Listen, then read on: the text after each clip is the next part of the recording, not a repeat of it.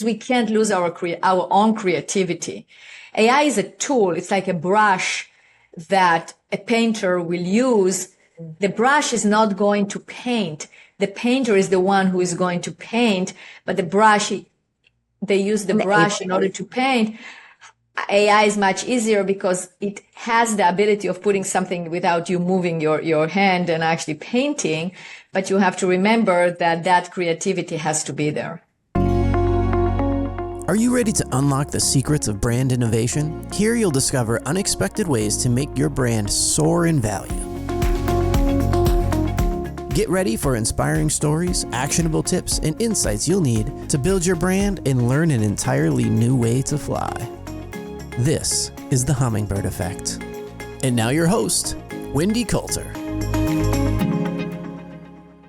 Hi, everyone. I'm Wendy Coulter, president of Hummingbird Creative Group. Welcome back to the Hummingbird Effect. Hanna, how are you today? Good to see you.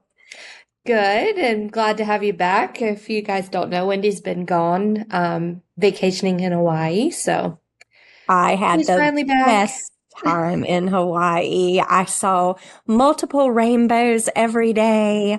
Rain in Hawaii is not the same as what it is here. It's like this refreshing, wonderful thing. And just saw all the beauty of the state. And so, it was fun time in the islands. So Hanna, I'm excited about today. We're sitting down with a process optimization expert.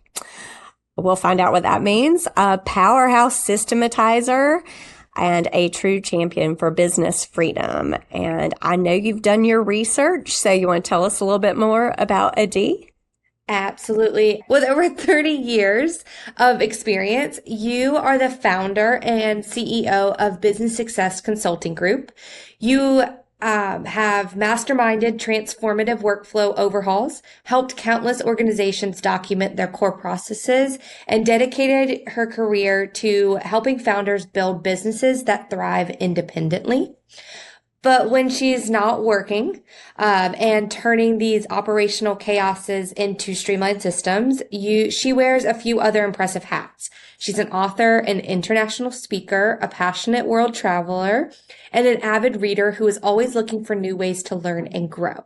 In her spare time, she loves spending time with her husband and son and volunteering in her community. Adi is on a mission to help business owners stop carrying everything in their heads, and she's here today to share her insights on how capturing critical knowledge can create massive shifts in your freedom and growth. So Adi, welcome to the show. A fun fact, Hanna, about Adi is she's a trained industrial engineer, which is crazy. But obviously the engineering is going to play into her ability to systematize and create process and bring order and structure to businesses. First of all, thank you, Wendy and Hanna. I'm so excited to be on the show. And I think both of you did a fantastic job of introducing and saying it very concisely to the point. But that's what we do. You know, I have a team that works with me, and we extract knowledge from people's heads and create that know-how that every company needs in order to thrive. And in order for the leader, the owner, and actually anyone in the organization, you can't be dependent on knowledge that sits in people's heads because you can't scale like that. So that's our area of expertise. That's what I figured out. Started this business in 2011. I was doing general business consulting, and I would tell my clients, hey, you need processes, because we all know that. We need playbooks. We need to know how the business run, because if you want to open another location or you want to scale or you want to grow, you got to have that training that you can give to somebody else. So you have to have that consistency. And I would say, yeah, you need processes, and it will be week after week. And so I said, okay, well, how about if I do it for you? Really? You can do it? And then I saw that niche of entrepreneurs are not going, and we can go over like why they're not going to document, but it doesn't happen very often, but they need it and they love it when it's done. So that's really how I discovered that niche. And yes, you're right. As a trained industrial engineer, putting order in businesses and organizing was always what I gravitated towards. Awesome, Adi. I've been thinking through SOPs a lot lately. As Hannah knows, she's been writing one in her space. Our creative team is working on one in their space. I've got a Word doc here and a Word doc here and a PowerPoint here and a this, that, and the other and a management system and a financial system and an HR system. And I wish I had like one place that was easy to put everything and organize it and revisit it, I think is the hardest part. Like as things are changing, how do we remember to change the SOPs and make sure that they stay up to date and all of that? So what you do, I think, is so important because I think you probably help people stay on track with that over time, not just writing it and it's done. Right? Because I've been in business for 30 years myself, like everything's changing around me every day. And so I really, really see the value in what you're bringing to the table. And thank you for what you're doing for business leaders. Thank you, Wendy. Yes, it is one of our key principles. So a thing that I talked about a lot is the single source of truth for exactly the same reason that you just mentioned. So when you're documenting, and I say it all the time, don't document for the sake of documentation. If you're not going to use it, don't waste your time documenting. So that's why if you're documenting, you have to make that commitment that you're going to implement it. But in order to implement it and use it, you have to have it in one place that is the single source of truth. So everyone in the company will be able to see that is where this is the official way of doing things, right? This is the official way of how to do a certain thing or to use that standard operating procedure. And yes, once you have it in a single source of truth, maintenance is a key component as well. Processes have to be revised, reviewed, and utilized. And a revision can be event-driven or time-driven, meaning there can be an event of you just something changed in the software you're using, or you decided internally, I'm not doing it anymore. Okay, so let's say you always started your podcast one way and you decide, okay, I'm not doing it anymore. The SOP about how the podcast has to change, but it's event-driven. Time-driven is when you will look at every 3 months or every 6 months, you're going to rotate and revise your standard operating procedures, your processes to make sure that they're up to date. Yeah, I love that. So let's transition into a hummingbird effect. You got kind of the premise of the show, which is our belief that marketing and branding shifts that are small can lead to really significant and positive results for other areas of the business. So talk to me about when you've seen a marketing or branding strategy that led to a significant positive outcome or results for a business in a different area. Sure. I mean, I can talk about myself. I've seen it, and then I can give you other examples. But when we recognized that what we are doing is we're not documenting processes, and people will look at me and go like, what? You're not documenting processes? I go like, no, this is not the business we're in. It's really about empowering business owners to achieve the freedom and the freedom to create on other aspects of life, other aspects of the business, and empowering teams to do what they're supposed to be doing. So once we recognize that, it shifted our viewpoint. It shifted what we are doing, and it shifted how we approach clients and how we approach projects. It was a tiny shift. So that's why I completely agree about the hummingbird effect. It was a tiny shift.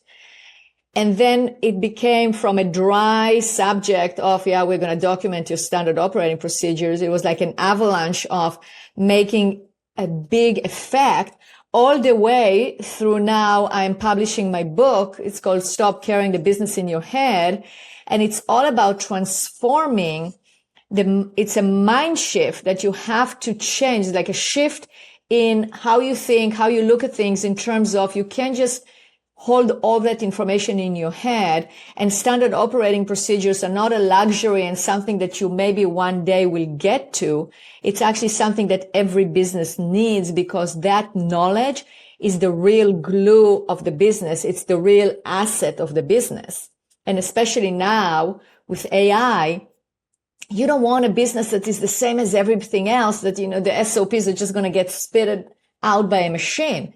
Yes, of course, we use AI and you can use AI to help you, but who you are, your identity as a business, because the business has its own identity, it's the know-how that got accumulated after years and years of hard work, or maybe you bought a business and it has that, or you developed it somehow, and that cannot be lost. So you see, the effect of getting to that big picture started with really honing in and understanding what is it that we're here for, the purpose, and that creates a huge difference. Yeah, and you get to the whole point of branding, and branding being around the purpose of a business, the core values of a business, how you're going to really help someone, as opposed to what it is that you do every day as your services, right? And really unlocking the key to that is a great thing. So talk to me a little bit about how you implemented that change in your messaging, how you're measuring it, and how you see that that has led to more success for your company. Yeah, so that brought us to rebrand, change the messaging on the website. And we really realized that, we wanted to know what is our message. First of all, understanding who are we talking to. So we realized that we are talking to fast growing companies that are lacking consistency. Small sentence, but that really directed us to then reach out to those companies. So that's huge. You see, it's another effect. Once you understand who is it that you are talking to, then you're talking to the right people. So that will be an example of, instead of talking to people that do not match who we need to talk to, we talk to our audience. So that's one thing. Another thing is creating a message that resonates with our audience, with whom we want to talk to. So that's why we revamped our website, and everything that is there has that messaging of, we surveyed 100 entrepreneurs to find out why systems are important to them, why processes and procedures are important, what do they want to achieve, because that's what we want to give them. We don't want to give them a playbook. Yes, we are going to give them a playbook because that's how they're going to achieve what they want. But what we want to really give them is that freedom, the freedom to create. And we also want to measure it. So when we start an engagement with clients, we always tell them, okay, we're going to measure, like we're going to help you create your processes, and we're going to help you make sure that they are implemented by everyone. But you're going to invest money. It's not cheap. It's going to be an investment, and you have to invest time, and you have to invest yourself into the process, because it takes time and it takes effort, and it's not something you do just in an afternoon. But we want to see the return on investment. So if you're going to invest X amount of dollars, we at least want to make that multiple. And what is it and how it shows itself? Like, how are we going to recognize that? So I'll give you an example. For instance, we're working with a construction company. They had a problem where they would finish a project, but it won't be done because there will be a callback, and they had to go back and repair something. Well, those errors are costing money. We translated that money of how much those errors actually cost. And we go, okay, so the first thing we're going to do is we're going to concentrate on fixing your processes and teaching and training and empower your employees to use those processes. So those errors will go from, let's say, 10 a week to 0. Good. So that's our measurement of success. But you see, if we didn't have the brand, if we didn't have the purpose, we wouldn't get there, because then we would falsely think that once we are providing a binder or an electronic binder with a bunch of processes, that's enough, but that's not. So that is an example how it shifted also internally who we are and how we approach working with our clients. Well, and it's great that you are approaching it as, when our clients have success, that's our success. So you're measuring your own success on your client's success, which is awesome. Correct. Talk about, did it change your culture? Did it change your morale? Did it change your people and the way they approach things to better understand your brand in this way? Yes. We have consultants and technical writers that basically, we have consultants that interview the client, extract the knowledge, and then we have technical writers that are providing these wonderful manuals, online manuals with videos and screenshots and writing and all kind of, we use all methods of learning. And when they hear the success of our clients, we stay in communication with our clients and we want to know, because we take the full responsibility. We want to make sure that those processes are actually being used. And when we hear 2 years later from a client, yes, I expanded and now I'm opening a new division of the company and we're still using those processes. And I now have an internal person that is revising them and reviewing them. And thank you for all you have done. And we share it. We share it in our internal communication system. We share all those successes. That brings the morale up tremendously. When they see, when the person that contributed to creating that playbook sees the final results, it's huge. So when you ask me also how the brand change affected things, so it's affected externally, but it's also pretty much affected things internally. It's also affected who we are hiring, because we realize that throughout the process of doing the branding, we realize that our key competencies, who we are intelligent communicators, we are driven, and we are competent. So when we are looking for somebody to join the team, we are looking for those key competencies or these key characteristics, because that's our brand. Our brand is not just external of how we present ourselves to our client. It also has to be with our internal staff, because that's what represents our brand. Love that. Love that. Any other unexpected outcomes that you've experienced as the result of changing the brand? Well, I get definitely compliments on it, which is great. And I feel proud of it. In the past, it was, I don't like the logo. I don't like I don't like this, but I have to do it anyway. But now it makes me feel proud. So it makes me feel more willing to reach out there and promote, because that's what we need to do. I mean, that's what we have the marketing, but we have to promote that marketing, right? The marketing creates all the assets and putting things together and how we package and how we present. But then you have to communicate it out. You have to communicate it out in volumes. Otherwise, people are not going to know that you exist. And when you have something that you like and that you have high affinity for, and you look at it and it makes you smile, then you want to tell about it to others. Yeah, it's like a snowball effect, right? We've gone from a hummingbird effect to a real snowball effect when it comes to just having pride in that brand, and everyone wants to communicate it in a bigger way, right? I love that. So talk to me a little bit about what you feel like you learned from this hummingbird effect that has been created, and how it's going to change your approach to branding and marketing in the future. Yeah, I learned that you have to be very precise. You really have to understand. You have to start from the basics. You have to start from a point of really understanding who you are, your identity as a business. What is it that you're there to achieve? What's your purpose? Without those foundations, just like anything, like the same thing applies to documenting processes. When we go to a company, when we start a project, we have to understand what the core values are. What is the vision? What is the purpose of that business? What is the mission? Who are the people that are involved? Because we have to write in that voice, in their voice. We have to create the level of documentation according to their belief system, according to what they want to achieve. The same thing translates to marketing, but I would say that I knew that applied to marketing, but then I learned that it also applies to what we do. So I basically took it from marketing to operations to do it the same way. But it all starts on the foundation of who you are. And that is why I also believe that is our uniqueness. And again, I mentioned AI. I'm sure you run into it all the time. We use AI all the time. I definitely on the forefront of understanding AI, using AI, but AI is not going to replace our identity. And that's the thing we need to remember, because for me to use AI, I created multiple documents that explain who we are, what is our voice, what is important to us, what are non-negotiables, how do we come across, all of that identity of a business is so important.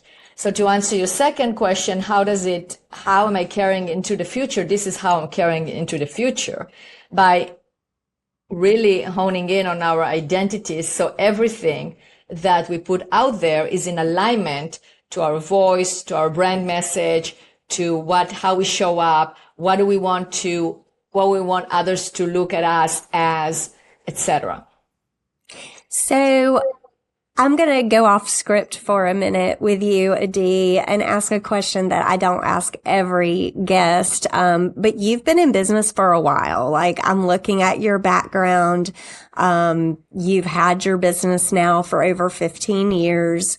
What was the aha moment? Because it sounds like you just recently rebranded, and kind of had this aha moment of, we really need to understand the target market. It looks like you did a lot of deep dive to get to a place of understanding who your target market is in a way that I think evokes a conversation in a meeting, as opposed to just, oh, it's anybody who doesn't have their processes developed, right? Yeah. So you've gone like really deep with that. But what was the aha moment after, 15 years? And maybe it wasn't after 15 years, but after quite a number of years that made you go, oh my gosh, now I understand what I need to do with brand and marketing. And was it like a big aha moment for you, or was it a more gradual change over time? Just talk to me about that a little bit, because I think business owners could learn from that piece of like really understanding more deeply what brand means, other than it's my logo and my company name. And what kind of got you there? It's a great question. And it's the same question that I would also, again, I'm paralleling it to what we do. It's sometimes we get businesses that have been in business for 16 years, 20 years, and then they decide to write all of their processes. It's not like they didn't have processes before. So we had a website, we had a logo. I did have somebody design the logo and create some sort of that brand. So it's not like we didn't have anything. So it wasn't like overnight. It was definitely gradual. So just like a cycle of life, I think there is a cycle of a business. So if we take the analogy, probably tried analogy used many times, but let's say, you're a baby, a toddler, going to kindergarten, then you have your teenage years, and then you really it's kind of like you grow up. So I think it's growing up as a business. So it took, I'm now talking, I'm thinking, okay, it's a chicken and the egg. I mean, if we would have done the branding before, we probably, could have gotten there faster. But hindsight is always 2020. So for our listeners that are listening to this, if you want to learn from mistakes or learn from advice, definitely the time to brand, to understand your brand, your identity, and especially use professionals like Wendy is now, because there is no point in just letting time go. But it's sometimes hard to see that, right? I mean, this, again, the same thing I see with people ask me, like, when do I need processes? Well, you need processes from the beginning. Am I going to be the right fit from you from the beginning? No, because you probably won't be able to afford it, and you have to grow the business. You got to get some leads. You got to get some customers. You have to figure out what is it that you are actually delivering, get to some maturity there. Then definitely call us in, because at that point you either don't know how to document your processes or don't have the time. I think the same thing with branding. I needed to have that. What prompted me to do that is figuring out, okay, this is our area of expertise. This is what we do very well. So then I figured that one out, and the team started growing. So I was hiring more and more, and the team grew and grew and grew. And I was just like, okay, so now it's a real business, because I think every entrepreneur had the point where they go, okay, it's not just my hobby now, it's an actual business. Let's give it an identity. So it was the going back and forth on that until I decided, okay, that's it. This is the time to do it now and revamp the whole thing. Awesome. So we're in a really fast-paced business environment. You've been doing this for 30 years, had a business for over 15 years. What have you seen that would help listeners understand how companies need to stay nimble and adaptable in order to capitalize on potential hummingbird effects like this? Yeah, you gotta understand, again, it's going back to the basics. You gotta understand who you are and then only take things that align with that, with your vision, with your mission, with your core values. Don't go chasing shiny objects, and having a good brand will deter you from doing that. Now, I'm not saying don't start something new. I'm into new ideas. I like, I'm a visionary. Although I like processes, but my really superpower is that looking at the big picture, understanding, having dreams, imagine, absolutely 100%, but it has to be aligned to what you're doing. So by having your brand, then if you have a new idea, you can ask yourself, well, does that align with my brand? Is that going to expand my brand or not? If it's not, then go start another business. That's why I started another company. Totally. It is related, but it's not what I do here in terms of processes. So that it gives you the ability to decide where does it belong, but it also keeps you going straight ahead towards success. Awesome. Are you ready to find your own hummingbird effect and enable your brand to take flight? Wendy would love to chat with you. Schedule a 30-minute call with her to discuss how she can help transform your brand. Visit the link in the show notes to book your appointment or send an email to wendy@hummingbird-creative.com. Take your brand to new heights. Schedule your quick 30-minute call today. So Hannah, I know I've seen you typing a little bit. I know you take frantic notes during all of these calls. Do you have any questions for Adi around what she's talking about? I don't have any questions. I think that something that she's very good at is explaining, and she has put that superpower into her job and what she helps other people do. So if you haven't heard that before, you're very, very clear explainer. And it was very eye-opening for me because we talk about this all the time. And it was a good thing to hear that you have to do it. You can't keep putting it off, no matter how hard it is. And when you kind of touched on it, we know we need to make the SOPs. We've started making them, but we have to set the time aside to do it because they are important, and it does help everybody to know that knowledge. So no questions there. It's Absolutely. that consistency piece, that you even talk about, Adi, is people are not very consistent in general, right? So it helps with that, with the brand. So let's go down the path of AI a little bit. And innovation and experimentation. And you and I are both we're all in that world now, especially as service providers. We're having to be on the leading edge of AI, although I don't know what that means because it'll change in 10 minutes.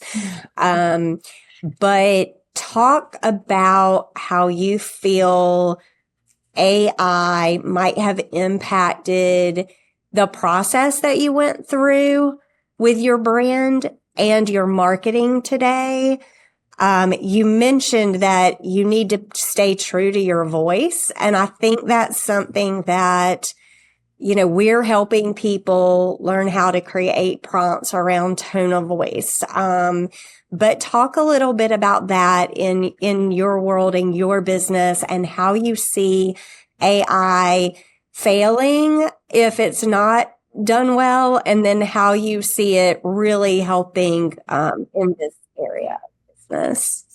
Sure. So, there are different aspects of it. And what it means for me to be on top of it and to be at the forefront, you're right, it can change in 10 minutes, but I think it's more a mindset of the willingness to learn it and to change what you have done 10 minutes ago. That's, and I know we are exaggerating, but I think if you have that willingness, if you don't hold on to, no, this is the way, otherwise it's not going to work because we can't resist it. That's the main thing. It's like observing, knowing, seeing, and not resisting it. Now also the thing that for me that is very true, and you have to use self-discipline in order to do that, is not just oh, that was easy. I have an output of something and I'm just going to send it out without reading it, without actually looking at it.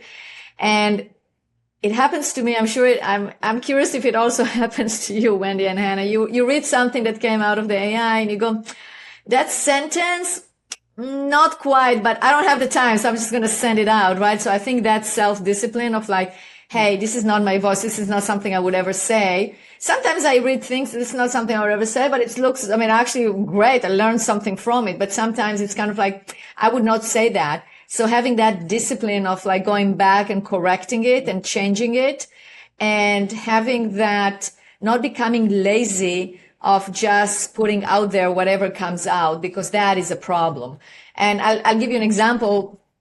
We were, one of my staff, she put out, I wanted her to write an email, and then she showed me the draft of the email, and it says like, as an HR company, blah, blah, blah. I said, wait a second.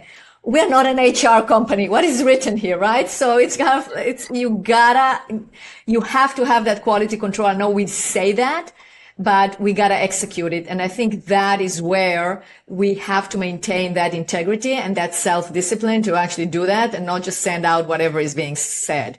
And if it's not your voice, you don't communicate that way, don't put it out that way. I mean, unless you wanna, that's the image you want to create, because you can ruin your brand more than you can help it if you don't take the measures to continue with writing your brand. But I think by having your brand very well defined, then you can create a voice. You can create, like we created a custom GPT that has our voice, and that's our copy. We'll go through that, but we are the ones who are driving the ideas. We also have policies on how to write prompt, and you have to write in your prompt, what is the final thing that you want to achieve? How do you want the reader to feel? How do you want this? How do you want that? And actually say it. And then say it in your voice. I mean, when I write prompts, I mean, when I write using the AI, I say, I want it to sound like me, and I defined what me sounds like, and it already knows because I have so many documents about that. So I think that is very important. Then we can use, because we can't lose our own creativity. AI is a tool. It's like a brush that a painter will use. The brush is not going to paint. The painter is the one who is going to paint, but the brush, they use the brush in order to paint. AI is much easier because it has the ability of putting something without you moving your hand and actually painting. But you have to remember that creativity has to be there. Yeah, absolutely. Absolutely. Well, any other recap, Hannah? Yeah, no, I have a recap of everything, and I feel like we could talk about this AI conversation for quite some time. Even that would, like, every time we talk about it, there's just a different perspective that you get and you learn from. And I like that analogy of it being easier than a paintbrush, and we forget. And proofreading, if it's not your strength, then just reading an AI output's probably not going to be your strength either. And that's why you get that message that says HR. So yeah, and it is a conversation that has to be had, because I think us as entrepreneurs are going to shape that, and it's what is important for us and how we drive it. And I think also using professional services. I mean, I don't think just professional services are the ones that are affected, but in the beginning it was like, all right, the AI is going to replace everyone. Well, the AI can do my branding. Well, you know what? It can't, because it can only give you suggestions based on the data that it has. And if you do not personally have the ability to look at it and decide what is going to forward your brand, it's just not going to work. It doesn't mean that brand people or that companies that do branding, right? I mean, Wendy, you will still we use AI internally, Absolutely. but you need to know how to use it. And I like to give the analogies, the way that taxes are being done right now by your CPA is totally different than, let's say, it was done even probably like 10 years ago. Okay. Or 50 years ago. But it doesn't mean the CPAs are charging us less. They just have more time, probably maybe elevate themselves and give us advice because they have the software. It doesn't mean that now I'm going to go get the software and I'm going to file the taxes myself, so there is that understanding, and there is that human element that you can actually talk to somebody and understand it. And it's also one of the things that makes professional services in an AI world better, is because what does it mean to be on the forefront of AI? Is that you know all the tools that are out there. If I try to create my own marketing, I maybe know ChatGPT and Claude and, whatever. But as a professional, we learn, let's say, for instance, there is a software out there that can help create workflows better. Good. So there are 10 of them. We're trying to investigate each one, what it is, get ourselves very familiar with it. So you don't have so if you use us, there's no learning curve. We can just teach you exactly what you need, or we can use it and it saves time as well. And I was just talking to somebody the other day and she showed me a diagram that she wanted to have. And she goes, I spent 5 hours with the AI back and forth and I couldn't do it. And then I got frustrated and sent it to the graphic designer to handle it. As an example, right? So Absolutely. How much time are you going to spend yourself? What is the expertise? I think we are all morphing, it's a lot of changes. So we just need to figure out what it is, and we'll get to that. I don't know, the new normal is probably farther away because of all the consistent changes all the time. Right. I think you said something really important in there of that it's pulling the knowledge it already has. So if you're referring to AI and branding, that's the piece that really, I really think people need to hear. This already exists somewhere else. You are not getting something unique and truly your own. And so just keep that in mind. This is from somewhere else, reformatted in a different way. So you have to overlook that and know, or not overlook that. You need to pay attention to that and know that that's the output that you're getting. And that's how you're going to be putting your brand forward to other people. That was a really... And you have to give it enough new information, right? You still have to do the work around who is the target customer, what makes us different, what is our promise, what are our values. You still have to go through all those activities in order to give AI more information than what they can find that's already out there. It doesn't know what's in your head. Full circle. And I think people will be more and more wanting to hear that, because I know that I read emails sometimes and I go, that was written by an AI. I want to know how you actually feel about it. I don't need that glossy, no emotion, because then I can put this in my AI. My AI will answer your AI. I had those conversations and we all did. But if you really want to know, what do you stand for and who you are, because the AI also doesn't have those emotions and they don't care. That's the simplicity. It doesn't care. As an example, you were talking about rain. It's raining here a lot. There was also a storm. I was driving today and, that eyesight in the car, that blinks like when you have a car next to you on the mirror, right? So it turned off because it happens when there is such a heavy rain. Sometimes it gets confused. Well, that's actually happened. I was trying to back up and it was beeping like there was a car, but it was nothing. It was just the rain was so hard. And that made me think, we are getting so reliant on those machines.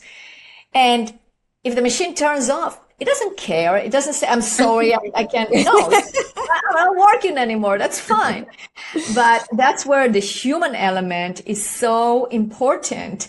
And it's so important for us to really figure out, but it's also an opportunity, because as a business owner, as an entrepreneur, this is your opportunity to shine and create that uniqueness that you have. So working with you, Wendy, in terms of creating the brand, you can have this brand that is so uniquely yours that 10 other businesses will have the same thing that came out of AI, but you have your own. It's going to make a difference. And that's where you're going to shine. And that is really the hummingbird effect. That is a hummingbird effect in a whole different way, because you think, okay, I'm just saying who I am or figuring out myself. But then that will create a huge effect, because it will be that differentiation.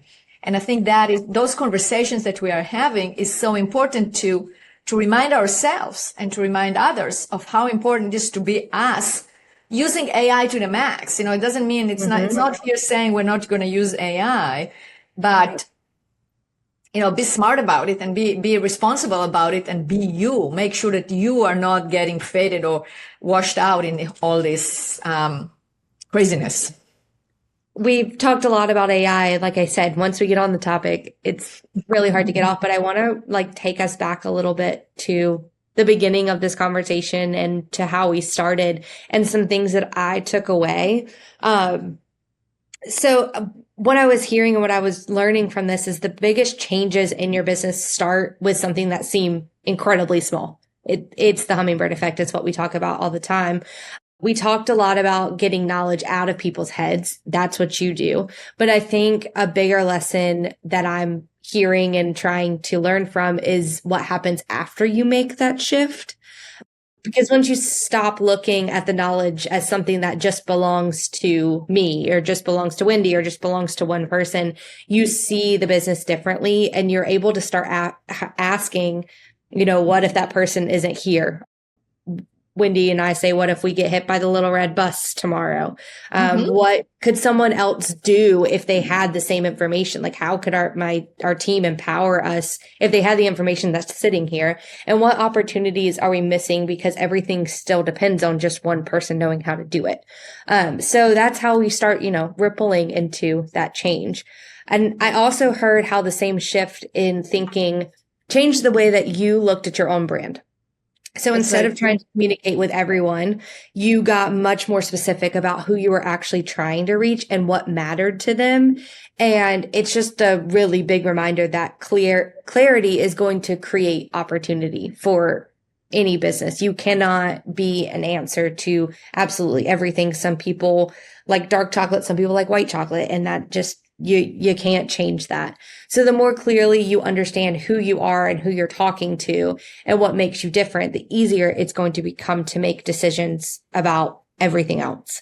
And then you talked about the construction company. That was a really good example. It's just a great illustration of why these things matter. Sometimes something as seemingly small as a callback, which they're expecting. I mean, you do forget stuff, but it actually creates a really it's a measurable financial loss. It's something that it can be changed and it can be reversed and you can save yourself money instead of just accepting something being an industry norm. Callbacks, you hear them all the time, but you don't have to have them.